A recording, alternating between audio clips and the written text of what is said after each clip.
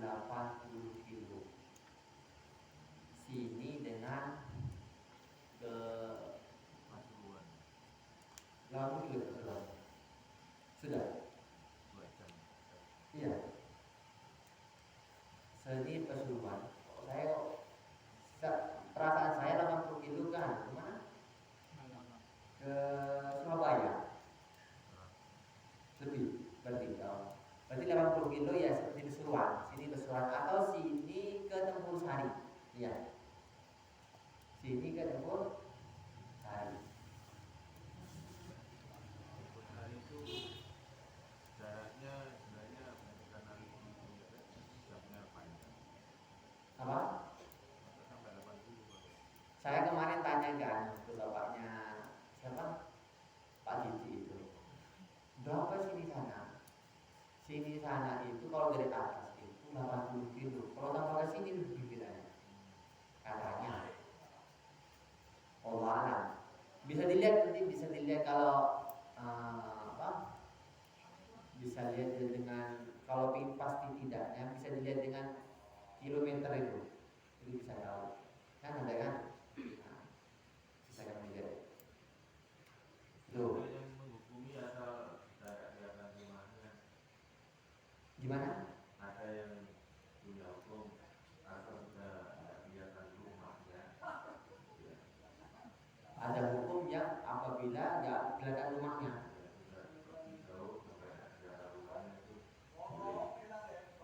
Itu ada pendapat lain, tetapi kil itu biasanya pendapat yang tidak pertama atau masyhur. Yang kecil itu tidak boleh diamalkan kecuali tidak boleh difatwakan, hanya boleh diamalkan untuk diri sendiri. Tetapi yang seperti itu ketika menamakan kil itu yang dinamakan oleh ulama nanti menjadi ulama zindik. Ulama zindik atau ulama yang milih hukum yang enak-enak. Wah, namanya kil, pendapat yang dhaif. Gitu. Terus lagi apa? Ini di kendaraan. Nah, Gimana? di kendaraan Kalau Hanafi kan tetap tidak ada yang maksa. Dilakukan secara sempurna. Kalau tidak kita memikirkan di kendaraan sholat, bagaimana sholat biasa ya. Yang menurut itu gimana? yang ditanyakan. Secara Imam Syafi'i kita jawab Imam Syafi'i saja ya. Jadi ketika di kendaraan lebih baik menurut fuqaha itu ketika perjalanan kita lebih baik apa? Kosong. Apa itu? Nah, dalilnya apa? Hah? Apa dalilnya? Lupa saya. Pokoknya intinya gitu. Jadi lebih baik kok kosong. Jadi dan kosong itu ya berhenti. Kalau tidak sempurna berarti sholat belum ada waktu. Tetapi dalam mobil, di dalam kereta itu bisa secara sempurna. Saya pernah ke Jakarta naik bis Haryanto. Nah, bagaimana cara di tengah-tengah pas ke barat kita sholat. Karena tol lurus terus kan? Lurus terus. Nah, begitu. Secara sempurna. Terus ada lagi soal?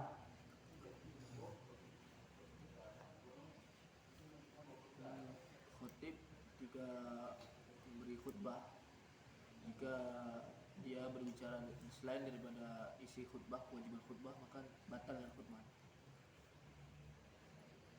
Berbicara dengan selain khutbah. Berbicara dengan selain rukun-rukun khutbah. Terus? Kan khutbahnya kan bisa batal. Belum tahu saya kalau itu. Contohnya ya ketika dalam khutbah angkat telepon. ketika khutbah angkat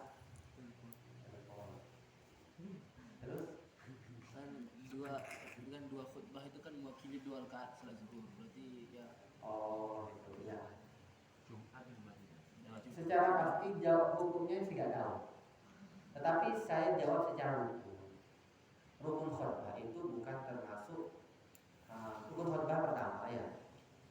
Pada Alhamdulillah salawat atas Nabi, kemudian bertakwa, ya berdoa, sama ada 5. Yang terakhir apa? Berdiri. Tidak baca ayat ya, berdiri di antara dua khutbah itu rukunnya. Kalau dilihat dari rukun ini seumpama kalian seperti tadi itu tidak batal. Tetapi ini saya 3 tadi, aku salah. Paham? Rukunnya tadi. Tapi ada ulama mengatakan begitu memang. Ada ulama mengatakan ketika seseorang saya sholat Jumat, kok saya tidak mendengarkan tertidur mendengarkan apa khutbah, maka saya tidak sah hukum sholat Jumat. Kalau memang khutbah itu menempati 2 sholat. Soalnya pendapat yang mengatakan khutbah itu menempati 2 sholat dengan pendapat yang tidak menempati 2 sholat. Nah, begitu. Kalau yang menempati sholat berarti hukumnya batal. Kalau yang tidak menempati 2 sholat berarti tidak batal. Begitu. Masuk minum. Termasuk minum? Tidak. Oh maksudnya ketika apa? Khutbah. Ketika minum tadi nggak tahu saya. Seperti nanti saya cari lagi. Paham? Tetapi kita masuk pendapat yang masuk bahwasanya tidak menempati tempatnya khutbah. Sehingga kalau saya lambat khutbah, kemudian sholat Jumat sah sholat Jumat saya. Paham? Seperti santi lambat gitu. Paham? Nah, begitu. Kalau misalnya ketinggalan 1 rakaat, Kalau ketinggalan 1 rakaat maka sholat disempurnakan sholat zuhur. Tidak boleh berarti 1 rakaat itu ikut imam, kemudian 3 rakaat tambah 3. nambah 3 rakaat. Jadi hukumnya dihukumi sholat zuhur. Langsung waktu itu. Langsung.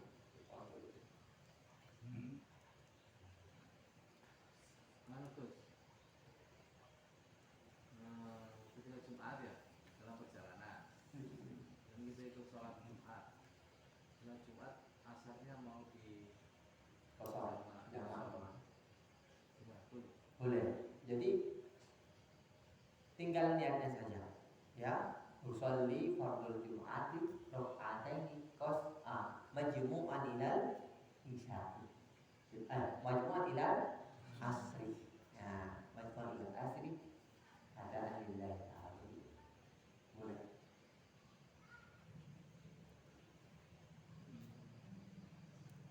Lagi?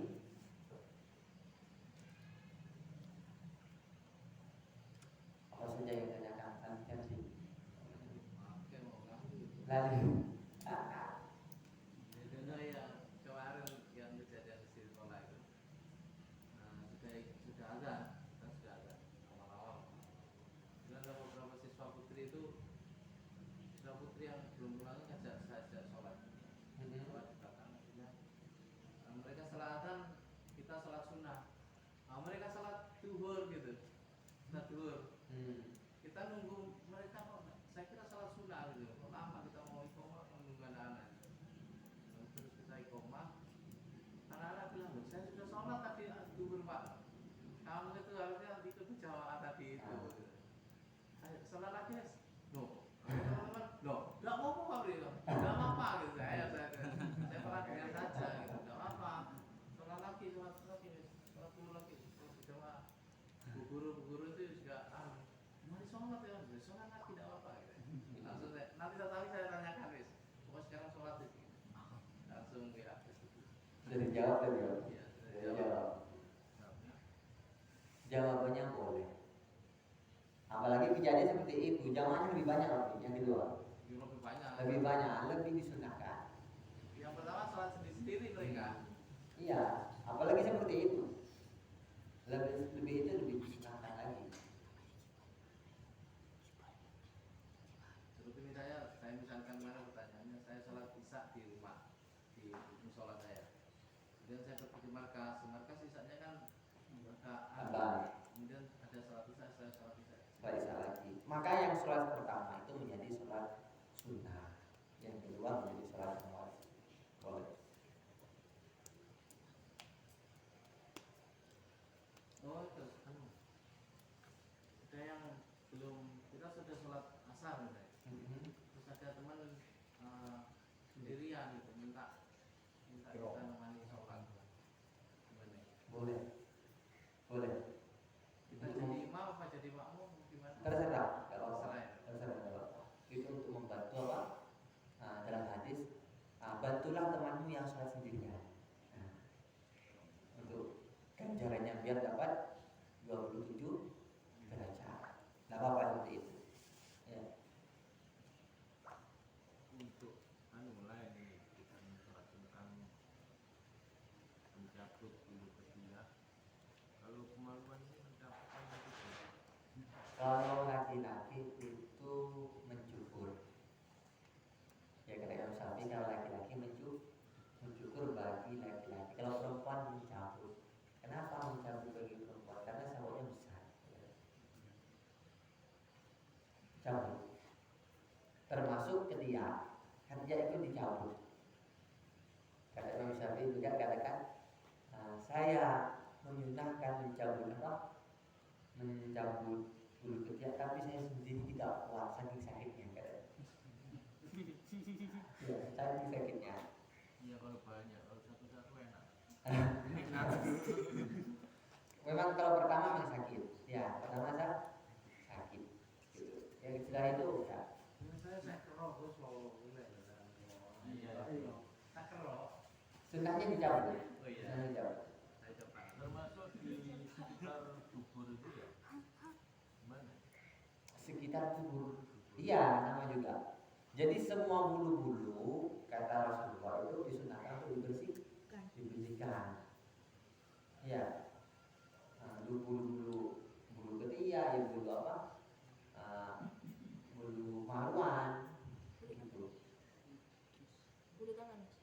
Bulu tangan jangan, bulu tangan aja, bulu dada juga jangan, bulu kaki juga jangan, bulu hidung juga jangan, bulu hidung juga ya, jangan.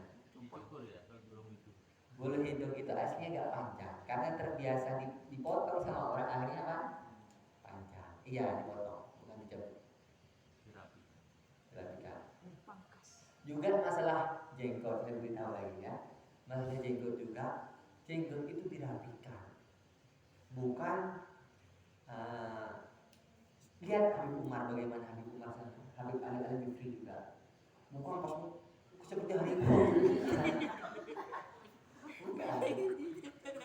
Paham ya? Dirapikan. Maka potonglah jenggot kalau selebih dari satu genggam, begitu. Ini termasuk dirapikan.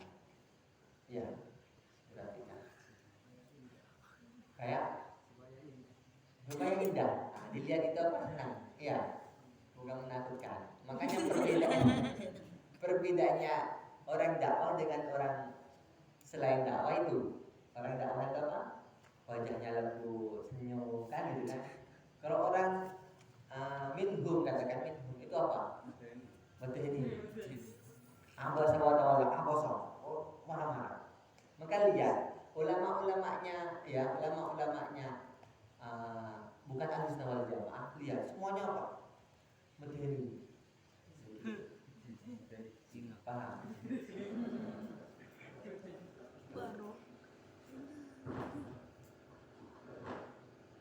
Oh, terus ada lagi?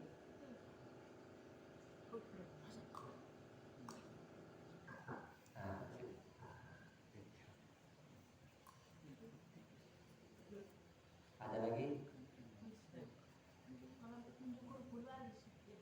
Gak boleh haram. Mencukur bulu alis haram. Maka dalam hadis Rasulullah,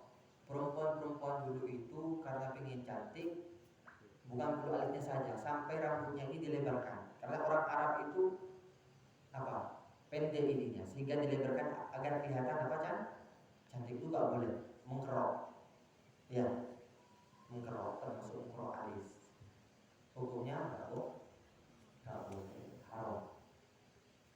Rapikan boleh. Jelaskan bagaimana apa yang mau dilakukan? Kan kadang bulunya tuh gini-gini ya. Itu Kayak punya konditor tebal. Enggak, tebal itu menunjukkan kegantengan sama kecantikan. Masya Allah. Paham? Jangan terbang. Iya. Kalau alisnya tebal, ganteng itu cantik. Tanda-tandanya sudah. Jadi nggak boleh di apa? Nggak boleh di kering.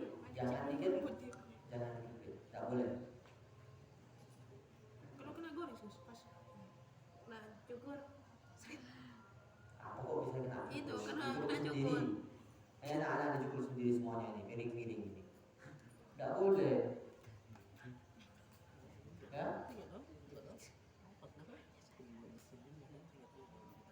Lain apa ya? Nggak apa-apa. Sembarang ini. Di Masjidil Haram itu di depan WC 2 itu kan ada apa itu halaman banyak itu ya, halaman lebar. Itu orang-orang banyak memberi makan burung merpati. Burung merpati. Nah, itu kan otomatis tenggelam juga banyak kan. Ketika sholat langsung dipakai, Nah, dan tidak dibersihkan lagi. itu termasuk tembeleknya bulu itu termasuk najis, tetapi makfu anhu. Kenapa kok makfu anhu? Dimakfu karena di umil balwa, katanya ahli fikih. Karena di umil balwa, karena sudah apa ya, umumnya apa ya, musibah gitu. Jadi di Arab itu juga di Syria, di masjid Jami' Suria itu, masjid Menara Putih yang dikatakan di Syria itu akan turunnya Nabi Isa. Ya itu ya, kalau pagi itu full halaman itu dengan merpati. Ketika Yudha, itu banyak tanya sudah. Ya Pak? Nah, orang langsung sholat di situ. Najis tetapi makfu, tidak apa-apa. Begitu. Di Syria, di Libanon, ya termasuk di Mekah. Kucing, kayak kucing. Najis bro. Tetapi injakannya kucing tidak apa-apa. Oh, nanti mampu juga.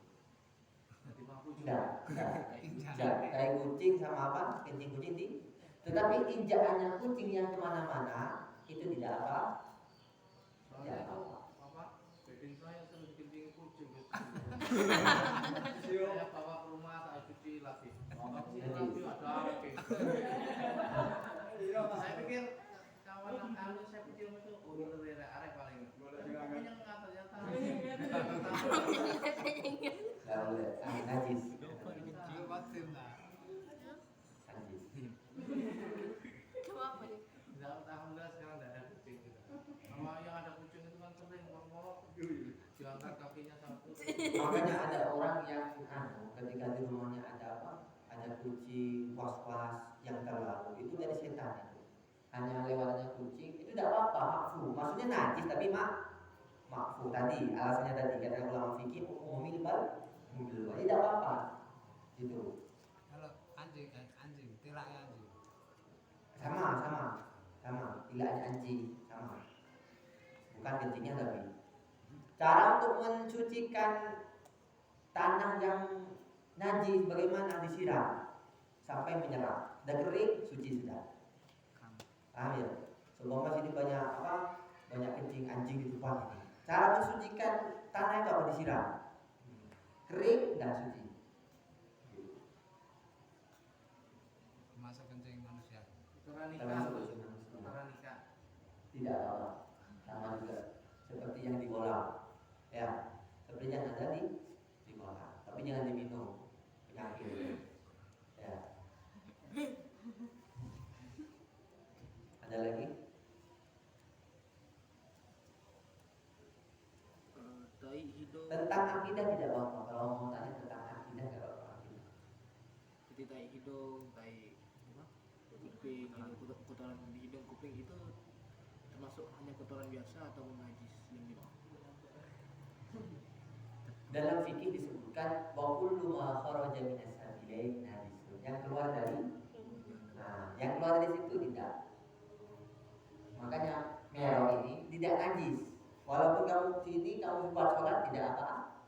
Tidak apa-apa. Kecuali merok ini gara-gara muntah yang keluar dari perut. Ya, yang keluar dari perut.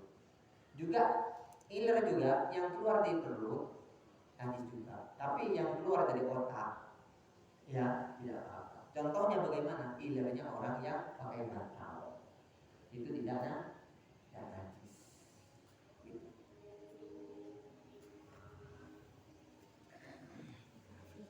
Ada lagi?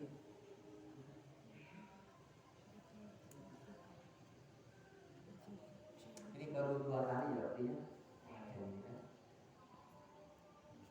Baru 2 kali. Yang kemarin Saya tertarik di beberapa pertanyaan. Saya tertarik harusnya. bagus itu. Sehingga Tersusul. Nah, ya. Saya sudah siapkan kitab Talbisu Iblis. Talbisu Iblis ini tipuannya iblis. Bagaimana orang bodoh ditipu sama iblis, bagaimana orang alim ditipu sama iblis, bagaimana pejabat ditipu sama iblis. Ini sama hadisnya. Bagus ini kitabnya. Ini kemarin saya ngaji juga. kalau nggak ada pertanyaan ya itu budaya iblis. Itu bisa iblis.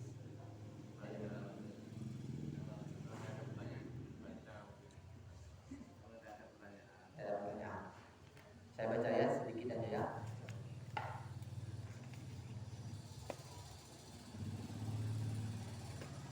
Tipuan iblis kepada orang awam adalah dalam hadis disebutkan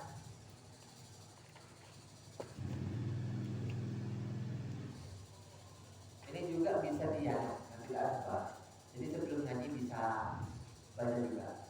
Ada terjemahannya. Ada terjemahan saya kasih nanti.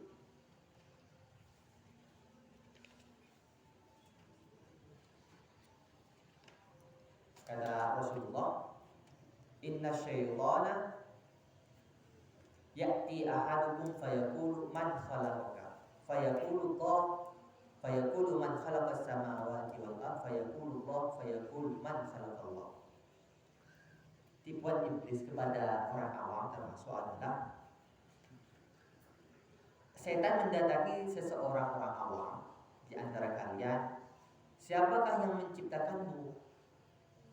Dia menjawab, Allah. Setan bertanya lagi, siapa yang menciptakan langit dan bumi? Dia menjawab, Allah. Setan bertanya lagi, siapa yang menciptakan Allah? Siapa yang menciptakan Allah? Pasti benar penciptanya.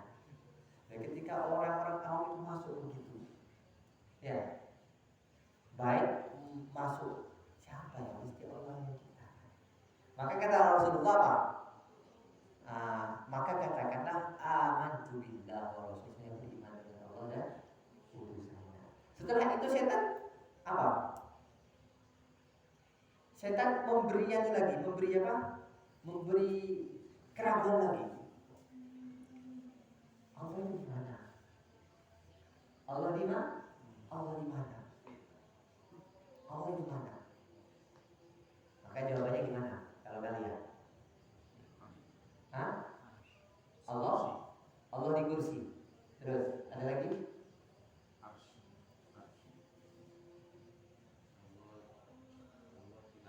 Allah di langit. Siapa lagi? Ada lagi? Allah di atas. Ada lagi? Dunia ini dalam genggaman Allah. Dunia. Semua itu secara ahli sunnah wal jamaah semuanya salah. Karena Allah mengatakan laisa kamitslihi syai'un fil ardi wa la fis sama. Tidak ada yang mirip Allah di bumi atau di langit. Kalau Allah di arsy itu tempat, berarti Allah bertempat. Sedangkan Allah Biwari makanin wala zamanin. Ya, Allah itu tidak bertempat, tidak berzaman, tidak sama dengan manusia. Kalau mengatakan bahwasanya Allah di atas berarti Allah bertempat. Kalau bertempat berarti sama dengan makhluk. Paham ya? Dan itu adalah pemahamannya orang Salafi atau Wahabi. Begitu. Allah di atas jangan kedua. Dalam hadis Nabi, di mana wahai jariyah Allah itu di atas. Maka ahli sunnah wal jamaah mengatakan Allah bukan di atas, bukan di mana-mana. Karena kalau di atas berarti Allah bertempat. Sedangkan yang punya arah itu manusia. Di atas, bawah, timur, selatan. Apa lagi itu? Apa lagi? Genggaman dunia dalam bergenggaman. Dunia adalah genggaman Allah. Ya. Makanya orang genggaman Allah kalau orang mereka katakan ya kita bukan aswaja mengatakan Allah itu menggenggam. Allah menggenggam. Allah menggenggam. Makanya kemarin saya kejarkan pemahamannya orang mereka yang bukan aswaja, anak-anak masukkan apa? Bajunya dalam apa? Celananya masukkan gini kan. Yang aswaja masukkan begini. Yang bukan aswaja memahami teks secara apa? Dohirnya dibuka baju dimasukkan semua. Makanya ulama itu ada ulama madzhab 4 ya yang sudah ulama ini mengatakan ahli sunnah wal jamaah mengatakan bahwasanya tidak keluar dari akidah tadi, fikih tadi. Begitu. Paham ya? Terus ada soal mungkin? Jawabannya apa? Jawabannya Allah tidak di mana-mana. Paham? Allah tidak di mana-mana. Karena apa? Laisa kamitslihi syai'un fil ardi wala fis. Makanya wujud, idah, baqa, mukhalafatun lil hawa isi. Allah itu tidak sama dengan perkara yang hadas, perkara yang baru. Gitu. Mau wujud di wilayah makanan ini. Allah paham ya? Terus kemudian talbisnya iblis, tipunya iblis kepada orang awam adalah terlalu fanatik. Contoh ya, kalau saya kemana-mana di Indonesia, orang itu fanatik dengan Edonya, orang Muhammadiyah fanatik dengan Muhammadiyah, sehingga terjadilah asobiyah. Dan ini ketika asobiyah ini terjadilah pertempuran. Di sini diceritakan sama Ibnu Jauzi dengan seperti di Irak, seperti di Irak berperang. Beda mata berperang, beda hati berperang. Begitu. Itu termasuk kalau bisa iblis kepada orang. Ada orang yang asobiahnya kepada Sayyidina Abu Bakar, seperti Khawarij. Ada yang asobiahnya kepada Sayyidina A, seperti Syiah. Dan itu semuanya apa? Salah. Dan itu semuanya salah.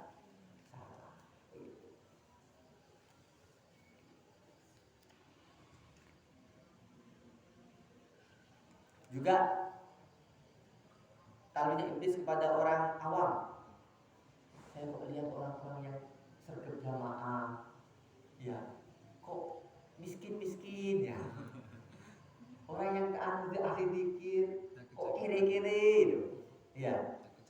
Sehingga talunya iblis itu sama aja saya gak mau sholat, saya masuk sakit-sakitan, gak mau sholat. Ya.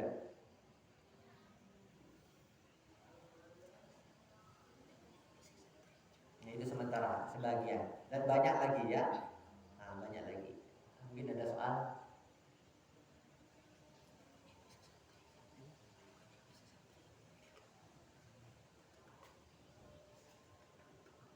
Kalau ahli sunnah wal jamaah, bagaimana menanggapi menanggapi antara orang yang fanatik antara Abu Bakar dengan fanatik yang dengan Sayyidina Ali.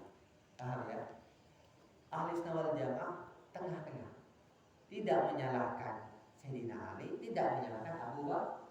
Itu pendapatnya Ahli Sunnah wal Jamaah. Ini terjadinya ini ketika apa? Zaman siapa? Zaman Sayyidina Utsman. Ketika Sayyidina Utsman. Tapi si A sendiri kan bukan menyimpang. Syiah sendiri apakah menyimpang? Imam Syafi'i mengatakan, "Idza kana ahlu baitun nabi yuhibbuna ahlu baitin nabi, fanahnu syiah." Kata Imam Syafi'i. Kalau memang mencintai keluarga Nabi itu apa?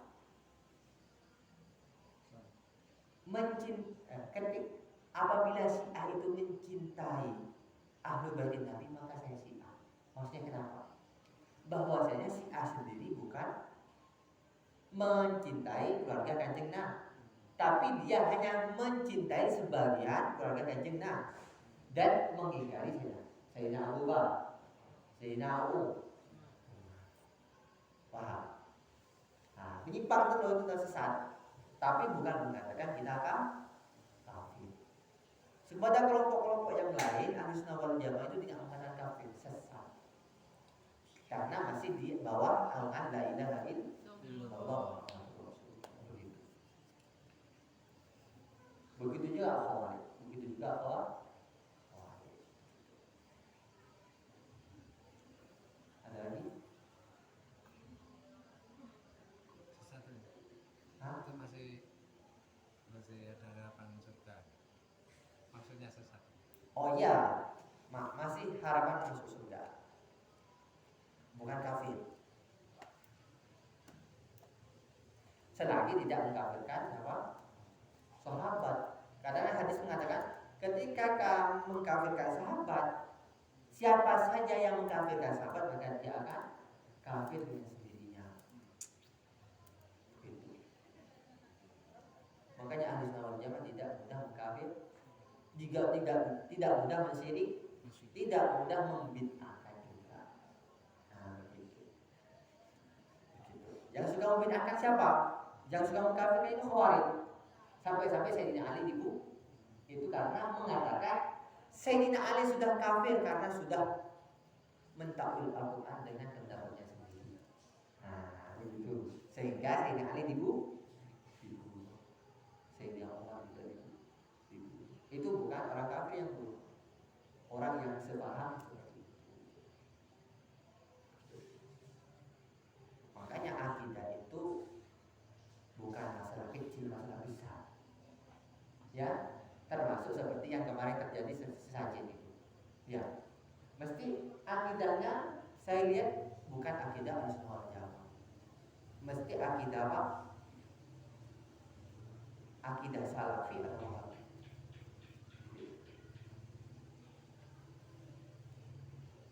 Bukan kita benci ke sesama muslim, bukan.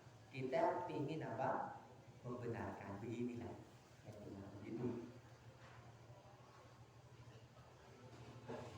Jadi tindakan yang kemarin itu gimana?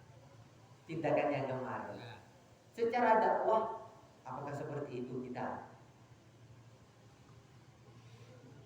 Secara dakwah. Secara fikih bisa dibetulkan. Ya, secara fikih bisa dibetul, tapi secara dakwah tidak bisa dibetulkan. Maka hukumnya ada dua. Ada hukum dakwah, ada hukum fikih. Orang yang nggak mau sholat diajak 3 kali nggak mau bertobat, apa hukum fikihnya?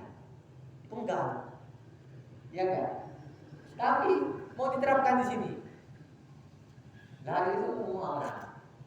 Nah, maka ada hukum dakwah. Gitu. Maka tidak boleh mengambil hukum fikih saja. Maka nanti akan jindi.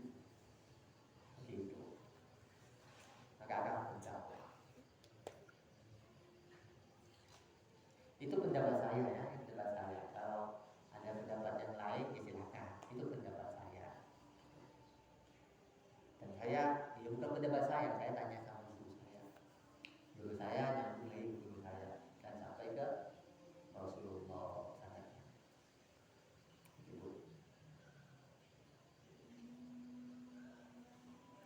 lagi masalah yang bukan aswaja. Saya nggak mau hadis-hadis sahih termasuk fadil amal ditolak. Padahal Imam Bukhari sendiri yang mengarang Sahih Bukhari di kitab Adabul Mufrad ini ada 5 hadis yang sahih. Terus lebih alim mana Imam Bukhari dengan yang kelompok yang sekarang? Coba. Nah, Adabul Mufrad ini ada hadis dhaifnya. 5 Imam Bukhari memasukkan hadis dhaif di sana. Sedangkan kelompok-kelompok mereka tidak menganggap hadis dhaif sebagai amalan atau fi'il amal atau sebagai